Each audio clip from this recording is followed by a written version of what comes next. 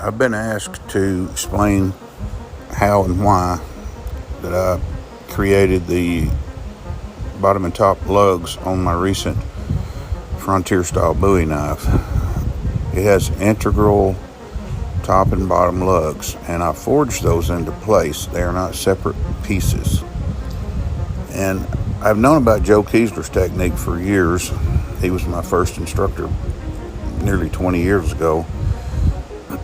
But I wanted to use his technique with taking it a little bit further. I wanted to do a top and bottom lug instead of just the bottom. And I knew that was going to require some planning. And I also wanted those to protrude out as a top and bottom guard beyond the Picasso, beyond the handle, to provide good protection and for the hand and look more traditional as a Bowie guard. Well, I've been trained as a blacksmith, and so moving metal is not something new to me. However, this is the first time I've tried this particular operation, so it took some planning. Now, why did I do it? Why do I do such things? This is important to me.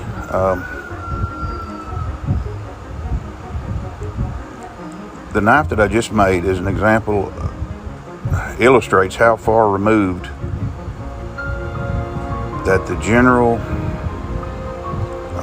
or the average bladesmith is from our forging history.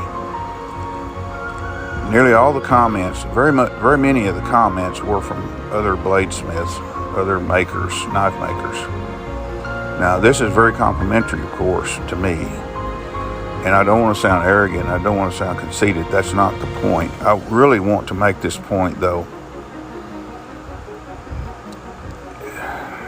It is the deep aspects of historic smithing are so far removed from the average bladesmith that it's pretty much in a sad state, if I had to describe it, because over the years we've drifted away from the historic techniques, the things that made us smiths and good smiths.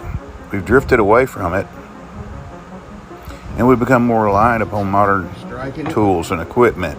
And so we take shortcuts with the smithing, and it weakens our skill set. Now, this is something I'd like to try to encourage others to remedy, to change the trend and start it back the other way, to elevate the smithing of knives, not just blades, but knives, the entire knife. So if a guard needs to be smithed, forged, even if it's separate and slid on, fits the standard way, it can be done.